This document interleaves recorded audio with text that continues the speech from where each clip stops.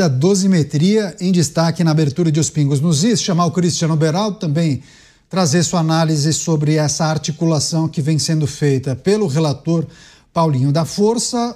Há sinalização neste momento que o projeto poderia beneficiar, claro, aqueles que participaram dos atos do dia 8 de janeiro, foram condenados, mas também os condenados do chamado Núcleo 1, da suposta tentativa de golpe. E há, inclusive, uma projeção, uma conta que fizeram, e eu queria até ter acesso a esse rascunho. Como chegaram a esse tempo de 1 ano e 7 meses em prisão domiciliar? Quais crimes seriam cortados dessa conta a partir da aprovação do projeto? Bem-vindo, Beraldo. Boa noite. Boa noite, Caniato. Boa noite, Mota. Dávila, boa noite, audiência que prestigia diariamente Os Pingos nos Is. Caniato, eu sou bastante cético a essas expectativas de resolverem não só a situação daqueles manifestantes do 8 de janeiro, que estão presos há já mais de 2 anos, mas também incluir nesse pacote Jair Bolsonaro, que dessa forma, conforme a informação que nos chegou, então ele teria apenas esse 1 ano e 7 meses a ser cumprido em prisão domiciliar.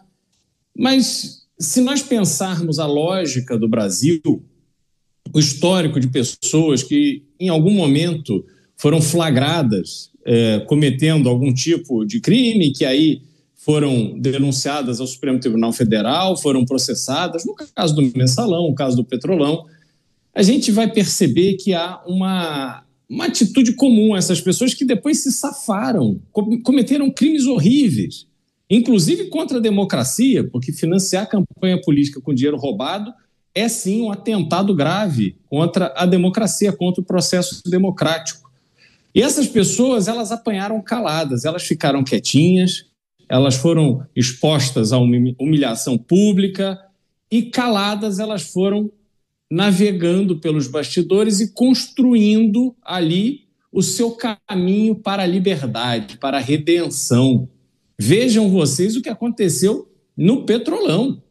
As pessoas não só foram pegas a partir de delações premiadas, mas ficou constatado a partir de dinheiro em malas, dinheiro em contas em paraísos fiscais, em uma série de transações bancárias que foram detectadas, mapeadas, demonstrando a vida de altíssimo luxo que servidores públicos obtinham. Depois teve a confissão das empresas. As empresas, na pessoa jurídica, elas assinaram acordos de leniência onde elas reconheceram que haviam cometido atos de corrupção, dado dinheiro cobrado a mais do serviço público para repassar parte desse dinheiro para agentes públicos. Pois bem, ficaram quietinhas e agora estão todos livres. As empresas sequer estão tendo que pagar os valores que haviam concordado em pagar como reparação aos maus feitos que fizeram.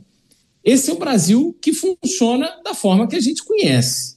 No caso de Jair Bolsonaro, a estratégia adotada por ele e, sobretudo, pelo filho dele, Eduardo Bolsonaro, foi oposta a essa que eu descrevi.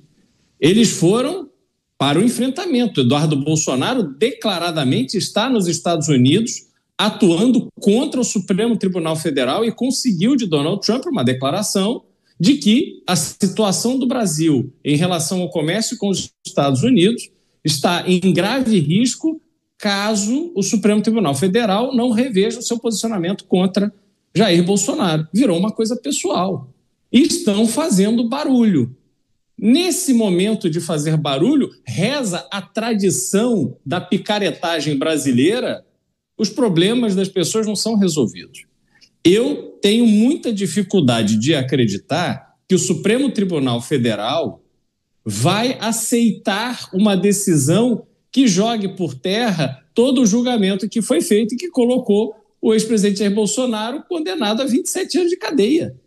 Por que eles fariam isso agora? 1 mês ou nem 1 mês do resultado do julgamento? O ministro Luiz Fux deu um voto bastante razoável, demonstrando todas as contradições desse julgamento. Ao invés de simplesmente aceitarem a crítica, os outros ministros foram atacar o colega Luiz Fux. Ou seja, há uma plena disposição de fazer o que for necessário para manter Bolsonaro preso e inelegível. Aliás, uma das propostas que aventaram, tendo vindo do ex-presidente Michel Temer, é que as pessoas beneficiadas por essa anistia ou por redução das penas ficariam inelegíveis. Obviamente, isso evita se gerar novos personagens políticos para as eleições do ano que vem com essa bandeira de que foram vítimas do STF. Mas também atinge o ex-presidente Jair Bolsonaro, que aí ele deixa de ficar elegível não apenas em razão daquela reunião com os embaixadores, mas também por ter se beneficiado dessa redução de pena.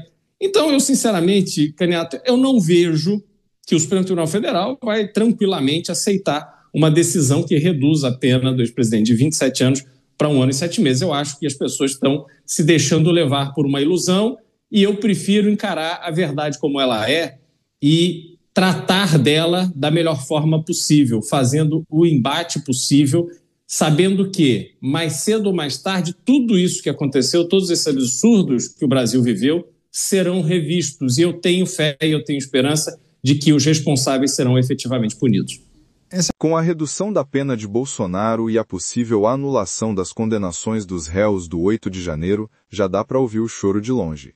A narrativa desmoronado, os comentaristas surtando ao vivo e os militantes tentando explicar o inexplicável.